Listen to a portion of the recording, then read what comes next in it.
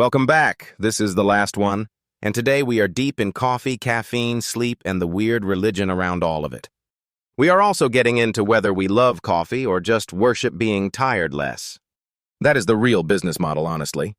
Wait, the first thing that got me was the history, because coffee basically changed London.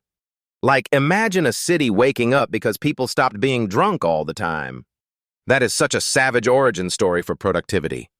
And then tea takes over later, which is hilarious because everyone pretends tea is the calmer sibling. Meanwhile, it still has caffeine, and people are on their 10th cup like it is water. Hidden stimulant, very polite packaging. I love that he basically says coffee is not just a drink, it is a whole culture machine. Politics, industry, neighborhoods, rituals, all of it got wired into the cup. And then the actual coffee obsession starts, which is where it gets fun. Because of course the answer is not simple. It is about grind size and freshness and vibes. The fresh ground thing is the one that always gets people, because everyone assumes beans are forever. He is basically saying coffee is fresh food, and we just pretend it is pantry furniture. Pantry furniture is crazy but accurate. And the second you grind it, the clock starts immediately. That is so annoying, because it means convenience is literally taste tax. The pre-ground stuff is just a compromise, not a neutral version. Which is why the grinder advice is boring but also impossible to ignore. It is the least glamorous upgrade and probably the smartest one. And then he keeps coming back to sleep, which is honestly the part everyone wants to avoid. He is not really saying caffeine is evil, he is saying the bill arrives later. That is the whole trap, because the coffee feels like a solution and sleep gets robbed in the background. And I actually liked that he was more interested in dependence than addiction. Because most people are not romantically attached to espresso, they are attached to functioning. That is such a rude but fair way to say it. We are not caffeinated, we are being managed. But he is also not pretending the habit is harmless, because sleep disruption is the real cost. Not the jitters, not the label, not the aesthetic, just the fact that your night gets worse. And that is why the cutoff timing matters more than people think. The idea that he cares more about 2 great cups than 5 average ones is actually refreshing. It is such a rare anti-hustle take, especially around something people use to power through. He is basically saying do less, but do it better, which is wild in coffee culture. And then the home coffee boom after the pandemic makes that point stronger. People did not just miss coffee shops, they rebuilt coffee culture inside their homes. That tells you the demand was never only about caffeine. It was ritual, quality, and that little moment of pleasure in the day. Which is funny because we all acted like lockdown was going to kill every nice habit. Instead, people bought equipment like their lives depended on better extraction. Very dramatic, but yes. I also think the independent versus chain thing was more interesting than it sounds. He is not anti-chain, he is just saying discovery lives in independence. Chains are the default because they are easy, not because they are the best cup. And he loves the idea that a coffee shop is a neighborhood radar. Ask for coffee, then ask for the best bakery, then somehow you have a whole afternoon. That part feels very true of great cities, because coffee becomes a social shortcut. You do not just buy a drink, you borrow local knowledge. Coffee is basically a very tasty information exchange. Then there is the boringly important climate point, which is not boring at all. If climate change keeps squeezing coffee-growing regions, the good stuff gets rarer and pricier. Which is one of those future costs that nobody wants to imagine while holding a latte. We always act surprised when luxury agricultural things become fragile. And he seems weirdly okay with people drinking less if they drink better. That is probably the healthiest version of the whole category. We do not need 12 mediocre cups to prove we are serious adults. Speak for yourself. Some people are running on pure bad decisions and filter coffee. The bit about his own schedule was probably the most human part of the whole thing. He is productive, but he is also quietly admitting that the cost is space. That line about grieving emptiness in the day was actually kind of heavy. Because once your life fills up, you start missing the ability to do nothing. And then he tries to negotiate with himself about exercise like everyone else does. The universal lie is, I will become healthier in the future when life calms down. Life is famously about to calm down. But I do think the message there was genuine because health eventually wins the argument. What I liked most is that he did not glamorize obsession as if it were free. He basically said passion helped him, but hustle culture nearly ruined the thing he loved. That is such a good correction to the myth that overwork equals excellence, especially when he says nobody cared about being world champion at the time. That is so humbling, like the universe saying, "Nice medal, now go away." But then the whole communication and empathy angle becomes the real career lesson. He had to explain, teach, read people, and earn attention from scratch. That is why the public speaking story hit so hard, because it was reps, not magic. He literally trained on strangers who did not care, which is the best school. If you can win over a cold room for 3 hours, a podcast is a holiday. And the empathy lesson is bigger than coffee, because hospitality trains you to read humans fast. Do they want help? Do they want speed? Do they want a chat? Do they want silence? That is such a transferable skill, and people underestimate it all the time. Most corporate interviews should just be, "Can you read the room without making it weird?" Half the world would fail immediately. I also liked the career advice part, because he did not say follow your dream and vanish into clouds. He said find what genuinely interests you, then actually do it well. And he was honest that he tried a bunch of bad jobs first. Casinos, door-to-door gas and electric, music publishing, that is a brutal sampler platter. A career tasting menu of regret. But that is useful, because knowing what you hate is part of the map. And then the closing idea is almost absurdly simple, but it works. Coffee should be fun. If you put in a little attention, you get a lot back, which is a much better pitch than drink this and panic less. So as a final episode, this feels like the most complete version of the coffee argument. History, craft, health, habit, status, and the cost of staying awake. And also the quiet reminder that sleep still wins in the end. I think that is a pretty good place to land this series. We started with coffee and somehow ended up at meaning and mortality, which feels right. Thanks for riding through all three with us. And if this made you want to take coffee a little more seriously, mission accomplished. Welcome back. This one is about coffee, caffeine, sleep, and the tiny lies we tell ourselves. And it somehow turns into history, health, obsession, and who gets to call themselves a coffee person. The wild part is he does not treat coffee like a habit, he treats it like an entire world. Which is dangerous, because then suddenly you are talking about grinders like they are life philosophy. But that is the point. He keeps dragging it back to the stuff that actually matters. Like the fact that most people are not addicted to coffee, they are dependent on caffeine. That sounds like a semantic trick until you realize he is probably right. Yeah, because the body does not care about your self-image before 9 in the morning. Exactly. The body just wants the button pressed and the lights to come on. And the scary part is that he keeps saying the real damage is sleep. Not the coffee itself, just the way people keep paying for tomorrow with today. That is what makes his advice feel less preachy and more annoying in a useful way. Annoying in a useful way is basically every good piece of health advice ever. Cut caffeine earlier, respect your sleep, maybe even use decaf sometimes. That is not as sexy as another triple shot, obviously. The market hates restraint, which is why restraint is probably correct. I also love how he talks about coffee as a moment of pleasure instead of a fuel source. That changes the whole relationship, because pleasure asks you to pay attention. Fuel just asks you to stop being tired for a bit, which is the least romantic sentence anyone has ever said about a beverage. But that is why filter coffee makes so much sense for him. He wants the slow cup, the flavor opening up the whole little journey.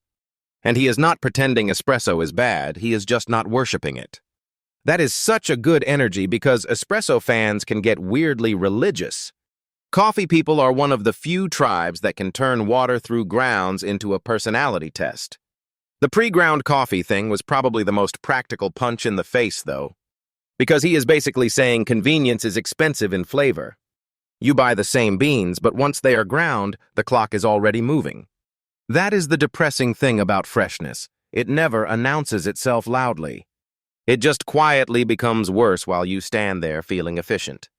And then you wonder why your home coffee tastes like regret. The grinder becomes the hero, not the expensive machine. That is so anti-flex, and I respect it a lot. It is basically his whole worldview, spend on what changes quality, not status. Which is a terrifying idea for most consumer brands. Oh, absolutely, because now the grinder has better ROI than the shiny machine. And then there is the whole chain versus independent coffee argument. He is not pretending chains are evil, which is rare and refreshing. He is just saying if you can choose, choose the place with personality. Because the coffee is one thing, but the people, the vibe, the recommendations, that is the real bonus. Coffee shops are basically adult side quests with better lighting. Also, asking a barista where to eat is probably the smartest travel hack ever. That part felt bigger than coffee, honestly, because it was really about local knowledge and human connection. Coffee is just the doorway. The deeper thing is that hospitality teaches you how to read people fast. That whole idea of making someone leave happier is such a clean standard. Imagine if more industries had that as the core promise instead of just squeezing attention. And then there is the career advice part, which I thought was surprisingly generous. He keeps coming back to interest, empathy, communication, and practice, which sounds simple until you remember most people want a hack instead. The hack is apparently work a lot, talk to people, and become useful. Brutal, honestly. But I liked that he admitted the hustle culture stuff almost ruined the thing he loved. That is the most honest part of the whole conversation to me. You can over-optimize yourself right out of joy. And then the weird miracle is he still loves it after all that. That says something about the craft, not just the market. It also says something about being genuinely curious for decades, which is rare. Most people get curious for about 6 weeks and then call it a personality. Coffee people at least have the decency to keep grinding, literally and spiritually. The future of coffee felt hopeful but not naive, which I liked. More people care about quality now, more people brew at home, and more people understand caffeine. But climate change is still sitting there like an invoice no one wants to open. That was the one dark cloud in the whole thing, honestly. Great coffee is going to get harder to grow, and the price will reflect that. Reality remains incredibly rude. It really does. It shows up uninvited and ruins the mood. But I think his answer was mature, not pessimistic. Drink better coffee, fewer times, with more intention. That is such a nice counterweight to the whole mindless consumption thing. It made coffee feel less like a stimulant economy and more like a ritual, which is probably why the conversation kept feeling bigger than the drink itself. Also, the idea that he would walk into a chain and inspect the timers is insane, but insane in the exact way that makes experts fun. Because once you know how something works, you stop seeing it like everyone else. You see the freshness, the waste, the brewing clock, the little trade-offs. You also see how much of life is just hidden timing. Coffee is really just one more way we negotiate energy and time. And somehow that becomes the perfect final episode for this whole series. Because we started with taste and ended up talking about discipline, attention, and mortality, which is exactly the kind of accidental seriousness I love. And what I keep coming back to is how non-extreme his view is. He is not anti-coffee, not pro-hysteria, not selling magic. He is basically saying, respect the thing and it will repay you. A wildly rare sentence in the age of everything being maximal or fake. And I think that is why it landed so well across all 3 episodes. There was history, then craft, then the human cost of keeping up with your own habits. It felt complete without feeling neat, which is probably right for coffee. Coffee is never neat. It is always a little stained and slightly too hot. Just like the best conversations, honestly. So that is the series. A drink, a tool, a dependency, and a ritual. And maybe the sneaky lesson is that if something matters, it deserves attention. Even the small things do, especially the small things. Thanks for being here for the full run with us. We really did turn a coffee chat into a whole philosophy degree. And somehow made sleep sound cooler than caffeine, which is a true miracle. Catch you in the next one. Welcome back. We're ending on coffee, caffeine, sleep, and the weird price of being awake. And somehow it turns into history, business, and a full-on identity crisis. The wild part is he does not treat coffee like a beverage, he treats it like a whole ecosystem. That is such a James Hoffmann move, by the way. Because he is basically saying people are not addicted to coffee, they are dependent on caffeine. Which is a cleaner sentence, but also a slightly savage one. It sounds nicer until you realize it means your morning personality is chemistry. That is an ugly mirror to hold up to society. But I actually think he is right, because the real damage is not drama, it is sleep. That was the whole thesis, really, not caffeine panic, just sleep respect. Which is annoying, because sleep is always the thing we steal from first. And then we act shocked when everything gets worse. I liked that he was not moralizing about it, though. He was basically saying, enjoy coffee, just do it with eyes open. Which is hard, because coffee culture rewards mindlessness. Oh, absolutely, the whole thing is designed to make you say yes faster. And then he flips it and says the best coffee is often the one you pay attention to. Freshly ground, black, and slowly enjoyed. Which is the least flashy answer possible, and also the correct one. People want a machine that looks like a spaceship, and he is like, buy a grinder. The ultimate anti-consumerist coffee flex is a good burr grinder. I love that he called coffee fresh food, because that changes how you think about it. Pre-ground coffee suddenly becomes the leftover of a better experience, which is brutal but also true. And the smell of grinding beans is honestly part of the payment. Like you are buying aroma and mood before you even drink anything. The other thing I found fascinating was his obsession with decaf, not as a joke, but as an option. That is a grown-up position, not a sad one. We act like decaf is surrender, when sometimes it is just intelligence. Some of us do not need to keep borrowing energy from tomorrow. That line should be carved into a bathroom mirror somewhere. And then there is the whole question of when you stop caffeine. That is where the discipline lives, not in whether you drink coffee at all. Because the late afternoon cup feels innocent right up until 2 a.m. Exactly, and then you are in bed doing amateur astrology with the ceiling. He said his own sleep matters more now because future him matters more now. That was one of the most adult things in the whole conversation. Because in your 20s, future you is basically a stranger. In your 20s, future you can absolutely suffer. You are like, good luck, brother, figure it out later. But in your 40s, the bill arrives with interest. That is the least fun subscription model imaginable. I also loved how he talked about the cost of obsession. Because he was honest that success can eat your hobbies alive. That part felt very real. He is surrounded by coffee and work and ideas and then suddenly asks, what do I even do for fun? That is such a terrifyingly productive person question. Meanwhile, regular people are arguing about what show to watch after dinner. But he did not say that like a tragedy, which matters. He said it like the trade-off is worth it, which is more honest than pretending otherwise. And that loops into the weird honesty of entrepreneurship, too. If you love making things, you will always invent another mountain to climb. Sell the company, start another company, make yourself busier again. Rest is apparently for amateurs and retired saints. But I did like that he was finally fighting for exercise like it is non-negotiable. Because that is the part everyone postpones while pretending they are being strategic. The body is always the last thing on the spreadsheet. And then suddenly Peter Adia shows up and ruins your excuses. That man has broken so many rich people's brains in exactly the same way. The career advice section was great too because he was basically saying passion beats status. And being good at something usually starts with caring about it enough to keep going. Which sounds obvious until you remember how many people choose jobs like outfits. Coffee was not prestigious when he started, which is honestly a great lesson.